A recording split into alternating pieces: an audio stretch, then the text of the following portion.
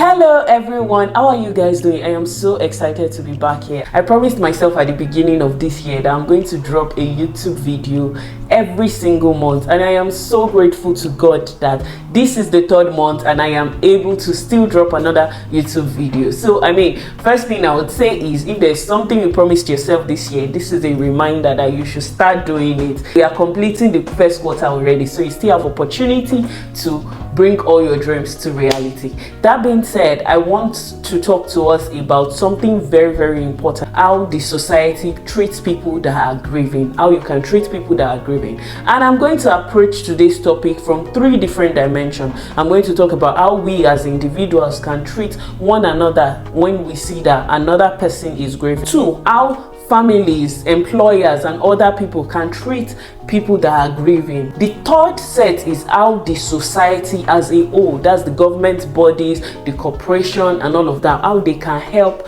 people who are grieving. It's going to be a very exciting topic, and I believe that at the end of it, every single person who watches this is going to be informed. First of all, to start with, we need to understand that grief is something that every single human being who lives on this planet is going to experience at one point in their lives or the other. You will either lose someone, either to death, maybe a bad relationship. There will always be some time that you wish something happened and it didn't happen. And because of that, we need to know how we can treat our fellow human being when they are in this situation. The first thing I would like to say is that when you see someone that is grieving, that is not the time for you to start pitying the person, for you to start having sympathy for them, looking down on them, having condescending things like, don't worry, someone just finished the bad breakup and you're like, oh, don't worry, another person, it doesn't deserve you. That wasn't the person's plan when they got into their relationship. Their plan when they got into that relationship was, oh, I'm in love with this person and I hope it leads to marriage. So they are heartbroken. That's not the time to tell them that, oh, it doesn't deserve you. Also, when someone dies, it's not the time to say, oh, they are in a better place, oh, heaven loved them too much, that's why. No, that's not what the person wanted to hear. That person wants that person to be there, so they are grieving. The things you can say are, I'm so sorry, I'm sorry you are going through this. And if you have nothing to say, keep quiet. There's no need for you to talk. You don't need to talk. It's better for you to be silent than for you to say the wrong things, because that wrong thing can further cause problems to that person that is already grieving. So if we don't know what to say, the best thing is for us to be silent. Other things we can do to help people that are grieving is be compassionate to them. So someone is grieving, try and see how you can make their life easier. It's always funny to me, I don't know, maybe it's our Nigerian culture. People will be going to visit people that just lost their spouse, they just lost their parent, they just lost someone close to them. You are going empty-handed. You're still going there to go and complain that when you got there during a mother's burial, they did not give you a mala, they did not give you a foriro, and it's only one meat they used to serve the food. You are the one that is supposed to be bringing food for the person that is grieving. Someone is going through a breakup, you are telling them that your birthday, you have to be pepper them. That's not what the person needs. You support them, and also in our support, we need to support them the way they want to be supported. So you can ask questions like, let's say someone just lost their spouse, for instance, and that spouse was the one that used to take their children to school. You can say, if you don't mind, I can help you take so person to school. And if they say, oh no, it's fine, then it's fine. And tell them that I will be here to support you in any way you would like me to support you. Not in the way you want to support them. It has to be the way they would like you to support them. If someone is going through some things and you feel like, oh, they should talk and all of that, it's not time for you to start pushing them and say a problem shared is a problem I've solved. No, just tell them, I'm here for you whenever you are ready. Whenever. It's not your prerogative. The way for us to properly help people that are grieving is to remove ourselves. Stop centering yourself. It's not about you. It has nothing to do with you.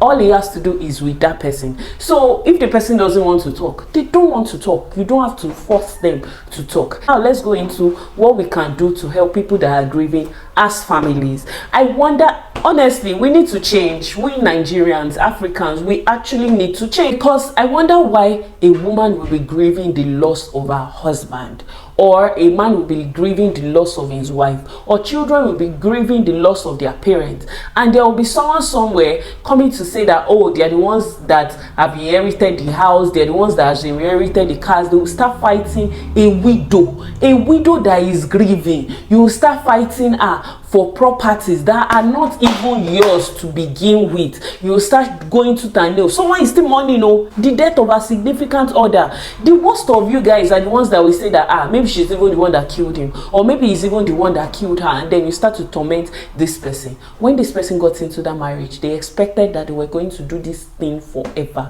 like at least both of them will be 70 together. So now this person has died, and you're coming to just come and torment them, throwing your brother's widow and the 4 children out. It's God that will judge you. But I'll also let you to know that regardless of whatever culture you want to say you're coming from, there are 2 things. According to the Nigerian law, where a deceased does not have a will, the order of priority of people that can inherit from them are: number 1, their spouse; number 2, their children; number 3, their parents, if their parents are still alive; number 4 are now the siblings. I don't understand how siblings want to jump from number 4 to come and put themselves as number 1. Do better. You to go and work hard and gather your own property. Stop putting your eyes in the property that does not belong to you. In this light, if you want to say, no, that law does not concern me, we are Muslims in our family, come and sit down here, I have something for you. According to Sharia law and Islamic law, the order of priority of inheriting are: number 1, the children, which starts with the son, who will get the highest share; number 2, the daughters; number 3, the spouse; number 4, the parents; and number 5, others. You see that others, that's where grandchildren, siblings, every other person that might deserve something, they are under others. So you, wicked brother or wicked sister that is coming to torment a widow or widower for their late spouse property, or you wicked brother or sister that is coming to torment your nephew and nieces for their parents' property, you need to realize that under Islamic law, you are under others. You are not even in top priority.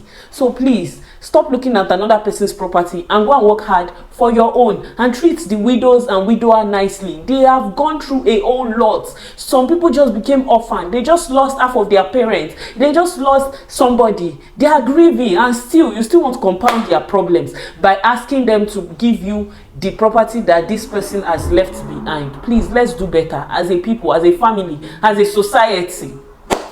Anyway, moving on to what the society at large can do for us. This one is just so heartbreaking, because every single time someone just lost their spouse, the person knows that the spouse had so amounts in the bank. They go to the bank say, oh yeah, go and bring letter of administration. Rightly so, they should say that the bank, because anybody can come and claim that I'm the late wife of Mr. Lagbaja, so it's necessary for the bank to ask for something. Now they get to the court tells them that bring 10%, you need to pay application fee, you need to do this, you need to do that. At the end of the day, most of these people, they cannot even afford the 10%. I remember when I just started my career as a lawyer, one of the very first letter of administration I obtained, it was one woman who came through my mom. One way or the other, my mom got to know this woman, and then she told her that she has a letter of administration she has been trying to collect since her husband died almost 2 years before that time, and that she even started the process, but she paused that for it because she did not have enough money to go through the process. How much was this money we are talking about? It was just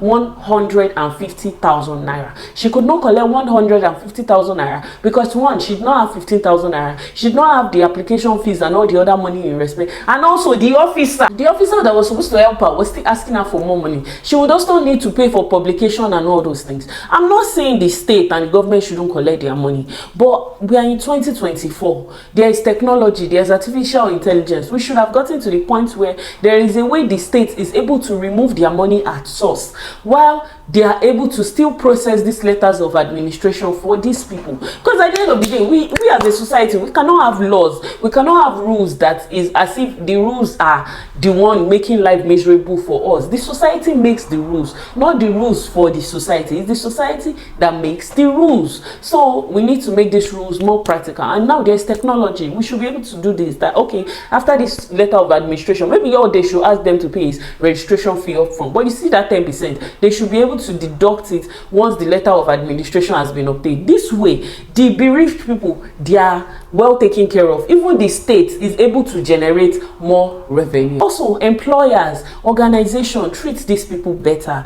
Banks, when these people come and tell you that, oh, someone is deceased and we need letter of administration, don't, some of the officers will just talk to them shabbily. Be empathic to what they are going through something. Don't make their life harder. The whole point of this video is, if you meet someone that is grieving, try to make their life easier. Don't make their life harder. So I hope we've learned from this. I'd honestly like to know your thoughts in the comment section. If you have other opinions in respect to this issue, please let me know in the comment section. If you've not subscribed to my channel, please subscribe, like this video, share with everybody, and let me just know. And you can also connect with me, on my social media platform. I'm going to be putting all the links below, and you can also send me an email. I would like to know what you think about how we can further practically, not just me doing YouTube, practically, how can we really help people who are grieving. Yeah, I totally enjoyed shooting this video. Until next month or next time, I wish you a wonderful time ahead. Bye.